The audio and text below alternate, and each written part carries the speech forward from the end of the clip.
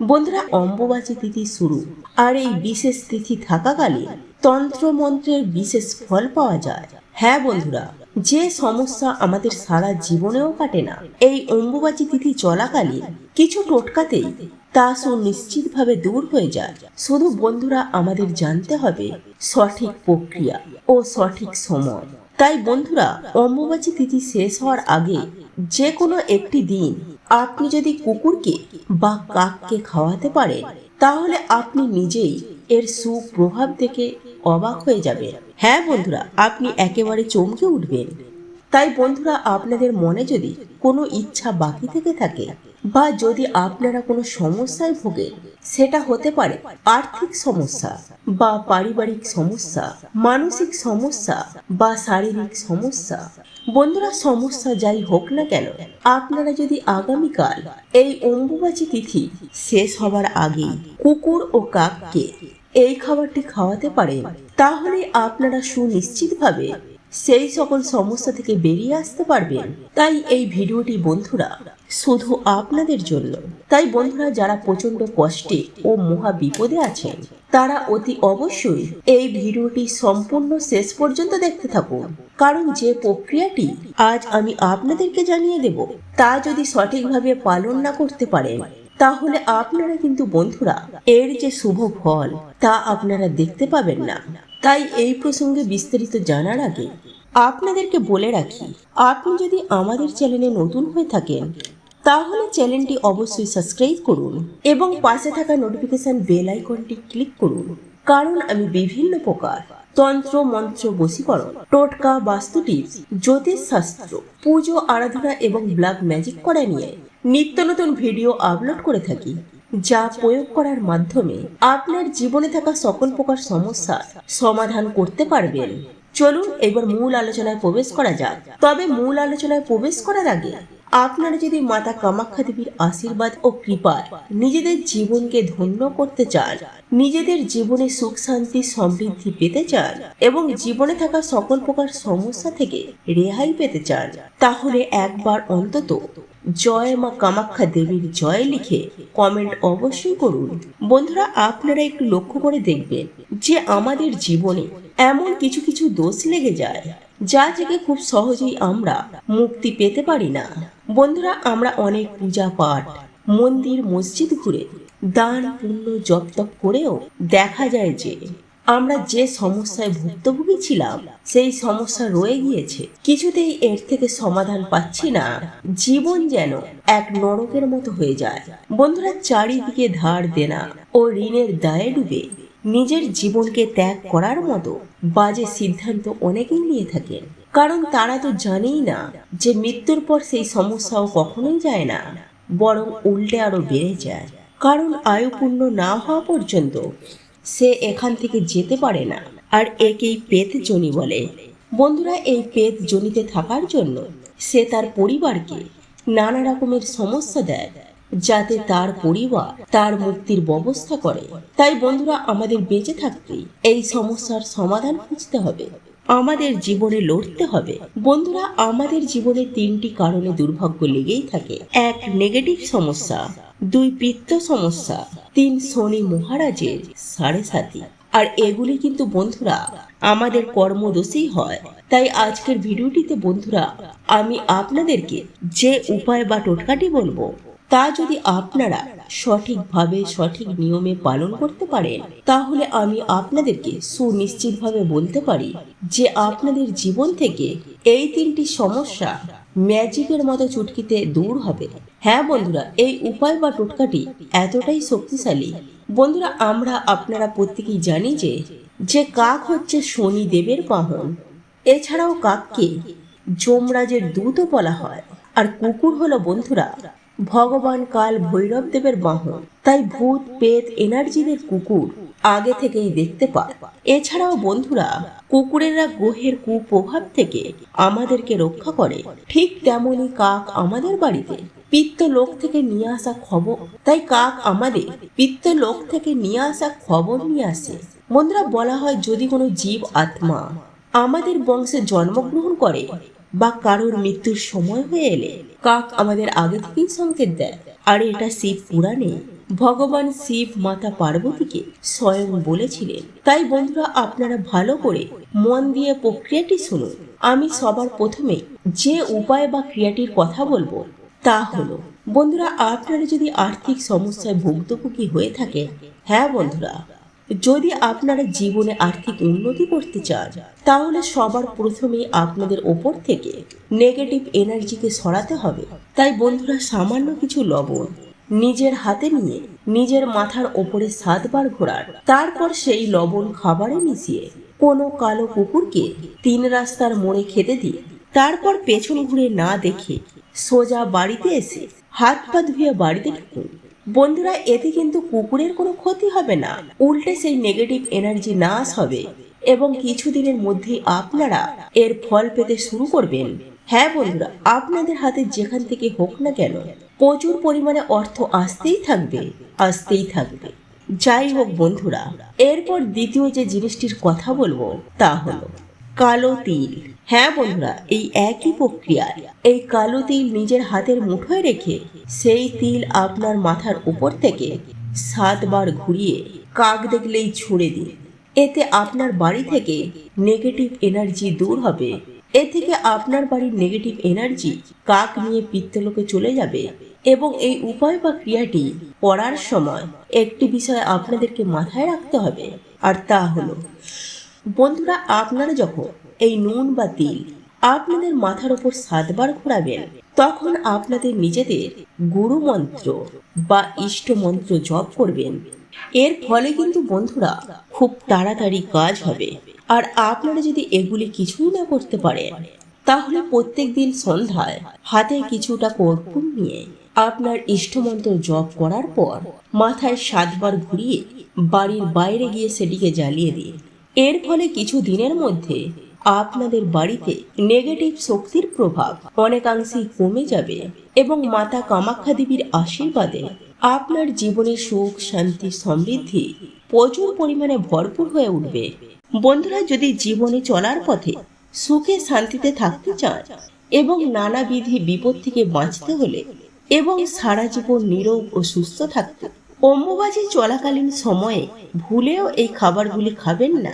শাস্ত্র অনুযায়ী লেখা বইগুলিতে অম্বুবাচী চলাকালীন সময়ে এই খাবারগুলি খেলে আপনার জীবনে ঘোর অমঙ্গল নেমে আসবে।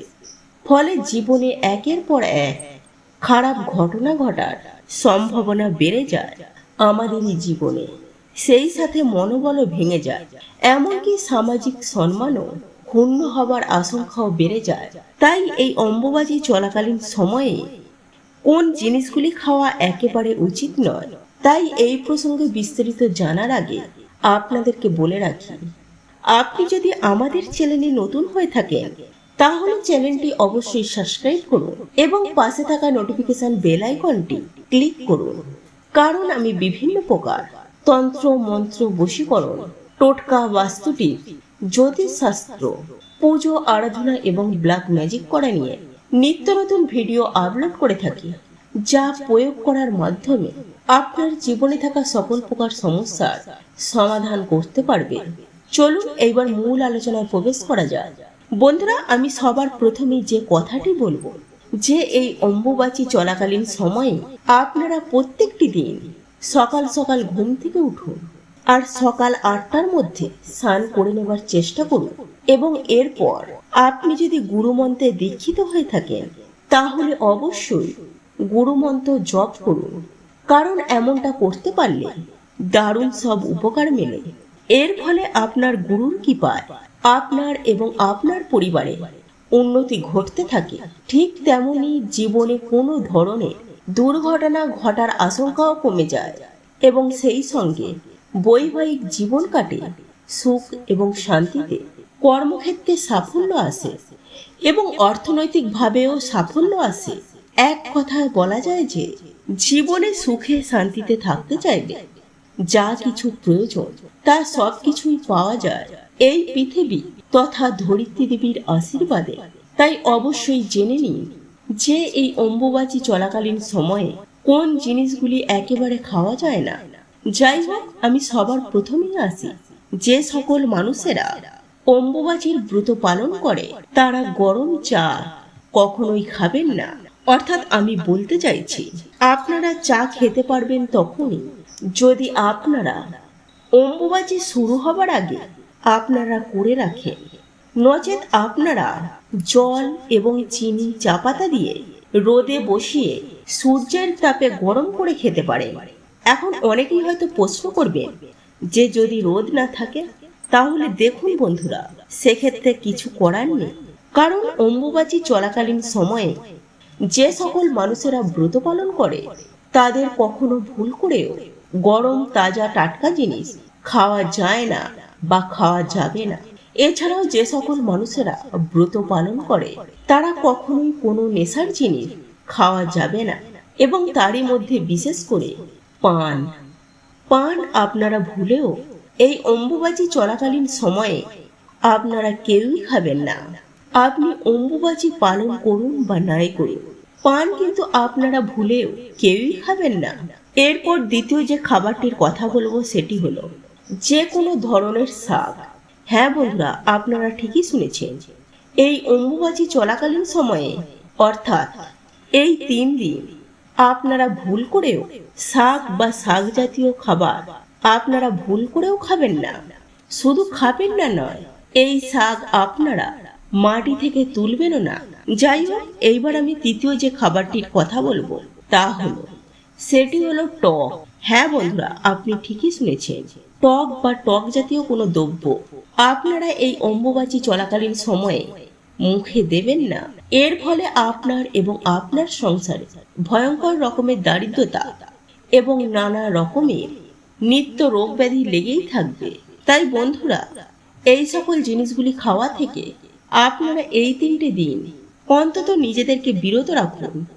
সারা জীবন পড়ে আছে এই সব খাবার জন্য, অন্তত পক্ষে 3 দিন এই জিনিসগুলি খাওয়া বন্ধ করুন। এরপর আসা যাক এই অম্বুবাচী চলাকালীন সময়ে কোন কোন খাবারগুলি গ্রহণ করতে পারবো। বন্ধুরা, আমি সবার প্রথমেই বলেছি, যে সকল মানুষেরা অম্বুবাচী তিথি পালন করবে তারা কখনোই কোনো পরিস্থিতিতে গরম তাজা টাটকা জিনিস খাবেন না, এবং যে সকল মানুষেরা এই ব্রত পালন করবেন না তাদের উদ্দেশ্যে বলি, আপনারা এই 3 দিনের মধ্যে যে কোনো একদিন হলেও আম এবং দুধ অবশ্যই খান। এবং একই সাথে আমি আপনাদের উদ্দেশ্যে বলে রাখি, অম্বুবাচী শেষ হবার পর অতি অবশ্যই আম এবং দুধ দিয়ে মাতৃশক্তির আরাধনা করবেন। অর্থাৎ আপনার বাড়িতে যদি মাতা জগদ্ধাত্রী, দেবী দুর্গা, মা চণ্ডী কিংবা মা শেতলা এই সকল দেবদেবীর মূর্তি বা ছবি থাকলে, তাহলে সেক্ষেত্রে অম্বুবাচী শেষ হয়ে যাওয়ার পর আপনারা অতি অবশ্যই আম এবং দুধ দিয়ে মায়ের পুজো আরাধনা করবেন। এরপর আমি দ্বিতীয় যে জিনিসটি খাবার কথা বলবো সেটি হলো শামুক।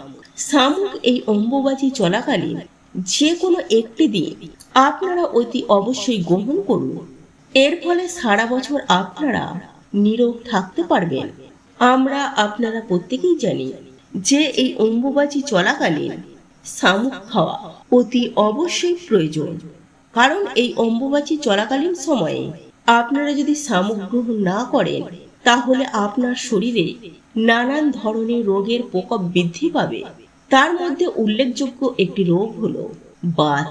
হ্যাঁ বন্ধুরা, আপনারা ঠিকই শুনেছেন, আপনার হাতে পায়ে গাঁটে গাঁটে ব্যথা হবে এবং বাতের ব্যথায় যন্ত্রণা হবে, আপনারা কষ্ট পাবেন। তাই বন্ধুরা, সারা জীবন সুস্থ ও নিরোগ থাকতে, সুখ শান্তি সমৃদ্ধি ও আনন্দময় জীবন কাটাতে অতি অবশ্যই আজকে আমার বলা এই 3টি খাবার অম্বুবাচী চলাকালীন সময়ে অন্ততপক্ষে যে কোনো একদিন একবার হলেও গ্রহণ করুন। মায়ের কৃপায় আপনারা সারা বছর সুখ শান্তি ও আনন্দময় জীবনযাপন করতে পারবেন। তো এই ছিল আমাদের আজকের ভিডিওটি কেমন লাগলো তা কমেন্ট করে অবশ্যই নিজের মতামত জানাবেন। ভালো লেগে থাকলে অবশ্যই একটি লাইক করবেন।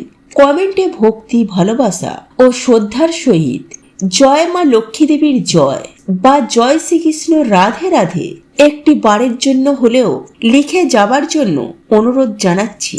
আর আপনি যদি আমাদের চ্যানেলে নতুন দর্শক হয়ে থাকেন তো বিশেষভাবে অনুরোধ করব চ্যানেলটি অবশ্যই সাবস্ক্রাইব করে পাশে থাকা নোটিফিকেশন বেল আইকনটি অন করে রাখবেন। তাহলে সকলে সুস্থ থাকুন, ভালো থাকুন, পরম করুণাময় ঈশ্বরের অশেষ কৃপায়। তো আবারও কথা হবে আপনাদের সাথে নতুন কোনো ভিডিওর বিষয় নিয়ে।